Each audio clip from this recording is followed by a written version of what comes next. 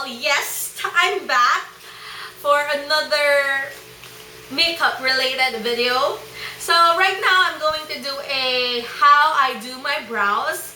This is not really a tutorial, but I just want to share with you how I do my brows. So right now I'm going to use this Milani Stay Put Brow Color. You can purchase this at This and That. I'm going to put the links down below. So they're so generous to, let me try this Milani Stay Put Brow Color. They let me try some products that I'm going to share as well sa inyong lahat. So yun, first time ko to. It's going to be also my first impression of Milani Stay Put Brow Color. And this shade is medium brown. My hair color is like a rosy goldish brown, so I hope it will fit my hair color. But let's try. I'm going to open it for the first time. Matagal na ito nasa akin.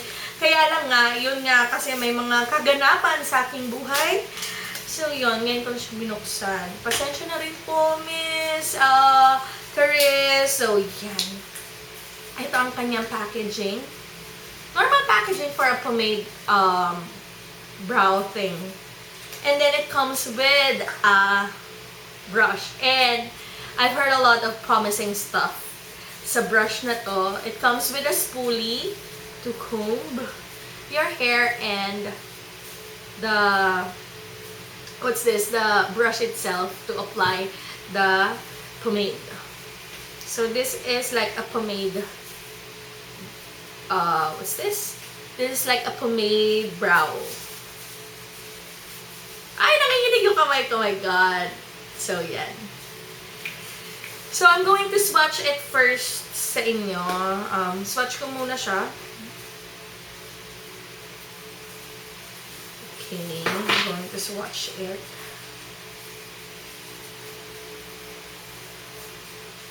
So, yan. Nakikita naman, diba? So, yan yung kanyang color. So, let me try it on my right kilay. So,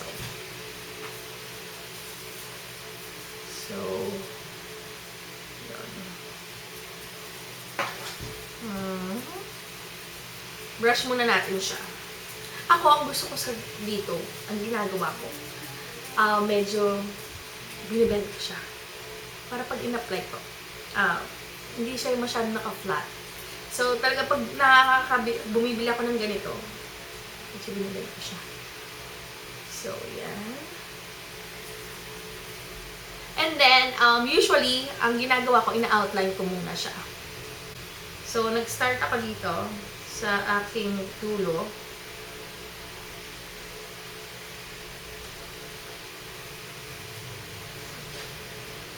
Maganda siya. Hindi siya masyadong wet. Kasi gusto ko sa pag brow gel, unlike sa unlike sa mga eyeliner thingy, pag brow gel, kailangan medyo may pagka-dry siya, hindi siya yung wet na wet. So, yan. I'm going, para mas madali siyang ma-manage. So, lagi ko gagawin una yung sa dulo.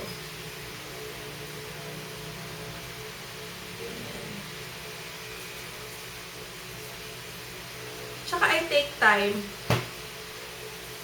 Ito ang pinakamatagal kong area sa pagmi-makeup. Kasi, ewan ko nga, lang talaga ako. Mahilig ako sa kilay. And usually, dalawang color yung ginagamit ko. Dark and light. So, yan. Tapusin ko muna yung dulo bago ko pupunta sa like it. Love it. And then, yan. Papasok na ako. Ang ganda ng brush. Promise. Hindi siya stiff. hindi siya yung mabilis mabalaktot na mawawala yung ano mo, lilinihan mo. So, yan.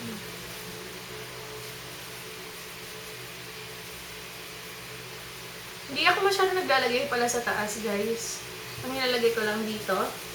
Tapos ipupush ko siya pataas para natural looking.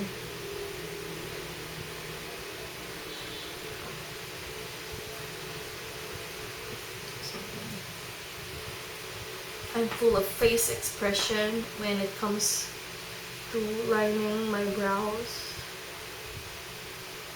Para lahat ng facial expression ko, maganda pa rin ang brows ko. Diba? Balibag mode, my God. Tapos dito, ayan. Assist ko siya sa sarili. Kasi nga lagi ako nakabusang. So, yan. Assist ko siya. So, hindi ko na nilalagay sa taas. Brush ko na lang siya para more natural looking and all. So, yun lang yung ginagawa ko Pero, syempre, iba-iba naman tayo ng type sa pagbabrows. So, yan ang difference ng aking walang kilay sa may kilay. So, diba? Ang ganda. Actually, first time ko itong nagamit. Ang ganda. Natural looking talaga. Kasi lagi akong full blonde. At saka, dali try natin i-build. Buildable siya. Try natin dagdagan yung dulo. Kasi gusto ko mas darker sa dulo.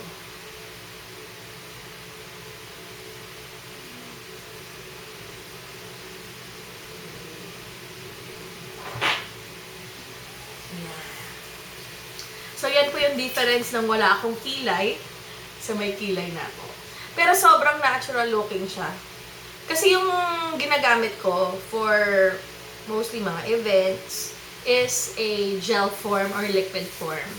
So, talagang dark siya and all that. Tapos, ang ginagawa ko na lang minsan, pag nag-darkan, tip. Pwede kayong maglagay ng onting concealer. I-blend nyo. Dito, lalo na dito. So that parang, kung wala kayong gel mascara for brows, pwede na yun. So, yan. Marami akong kaartihan sa kilay. Since natural naman siya, natural look naman, yan. Everyday look ko tong makeup ko. I'm not going to put any highlighter or concealer under my brows. Kasi gusto ko na natural looking. And, yun. So, yun. Tapusin ko muna yung kabila Medyo maarte talaga po ako sa kilay. Siguro kahit pag nagme-makeup mo ko sa iba, yun yung pinaka tinatagalan ko kasi it really frames the face. Kailangan perfect. Hindi man siya, twin-like. It's, dapat yun yung, parang pag nakita, ang ganda ng kilay mo, friend. Ganon. Ewan ko, yun talaga yung ko. Arabi ko, sat, my God. So, gawin ko muna yung kabila.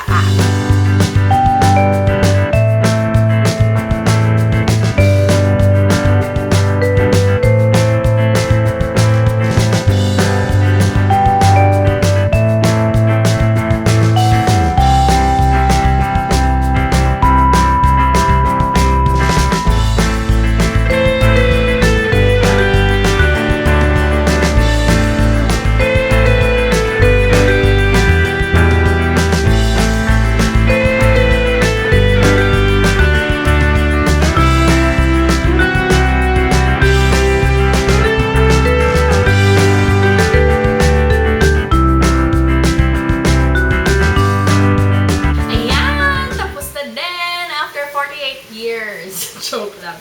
So, my thoughts about it ngayon. Actually, this one is a gel form. Pero yun nga, minsan kasi tayo, di ba, lalo na sa init here in the Philippines, may tendency siyang mag-dry up. But don't you worry about that, guys. If ever na nag-dry up itong Milani, it's because wala akong tissue. It's because ang brow, for me ang brow, hindi siya dapat talaga yung sobrang jelly and all. Actually, mas maganda siya pag medyo dry. Kasi mas manageable. Hindi siya yung ganun kakapal. For me, that's my perception or that's my thing about brows. Kasi once na nailagay mo na yan, mahirap na siyang i-close ko lang. Mahirap na siyang murahin and all. So, mas maganda, paunti-unti yung lagay, mas maganda hindi siya ganun katapang or kano kasi mas natural looking. And plus the fact that this spoolie is a must-have. Talagang ganda niya, promise. Ito yung sinabi sa akin ni Miss Caris, promising daw talaga ang kasamang brush ng Milani, which is very useful. Kasi ako, lalo na kung on the go ka, you only have a small parang pouch, actually malaki pa to, small pouch for your makeups. So, ayaw mo naman ng mga malalaking brush para sa eyebrows or sa makeup mo. Minsan nga kamay lang ginagamit ko for personal use. So, yan, napaka-natural, grabe. Compare nyo sa lagi kong eyebrows na pero parang peg-peg ko rin yun minsan na talagang parang naka-structure yung kilay ko. Pero pag bet nyo ang natural looking brows, mas gagawa ko dito kaysa dun sa isa na ginagamit ko. Kasi sobra talaga siyang natural. I'm going to test it out throughout the day and mamaya babalik ako kung nabura na siya. Kasi yung iba, nabubura siya at the end of the day, lalo na mainit dito sa Pilipinas din. Balik ako mamaya for my final thoughts regarding Milani Stay Put Brow Color. And later ulit! Hi guys, I'm back. So, it's already almost 6:41. Kanina mga 1 o'clock, 12 ako natapos mag-film nung kilay. So, okay, update. Wala pa po akong retouch. Natulog lang naman kami dito sa bahay. So, kiss ko na yung mukha ko sa unan and all that. So, wala akong retouch. Ayoko kasi nagre-retouch, honestly. All throughout the day. So, para talaga sa honest, parang makita nyo yung totoong nangyari dun sa kilay kung walang retouch. So, ayan pa rin naman. Buhay pa rin naman siya. Although may mga parts na natanggal, pero hindi naman siya ganun kagrabing natanggal. Like, for this example, nawala yung talaga parang prominent line niya dyan. Dito din. Kasi, siguro dahil, syempre, pag pinawis ka pa, pak. So, pero, for me, maganda pa rin siya. Hindi siya yung nalulusaw na katulad ng iba na talagang bigla na nag-disappear. So, yun yung maganda sa pangkilay na to. At saka yun nga, very natural. Gusto nga siya nung bumaba ako dun sa tindahan sa baba. Sabi niya, ganda ng mga kilay mo. Napaka, very natural looking. Siyempre kasi nasanay sila na parang laging intense yung aking kilay. Kung nanonotice nyo sa mga previous vlogs ko, if you're watching my vlogs, na talagang medyo mas dark yung kilay ko. Ngayon lang siya yung ganito ka-natural. Which is, umakma naman sa aking hair. So, I love it. That's another point to me. Kasi, tamang-tama sa buhok ko. So, yan. And, ganda talaga niya. Natural looking. Tapos, ano ba? Wala lang. And so, parang siguro, from now on, ito na muna yung gagamitin ko for everyday look. Para, sabi nila, diba, pag medyo mas makapal yung kilay, mas matapang-tapang, mas nakakabata. Totally not true.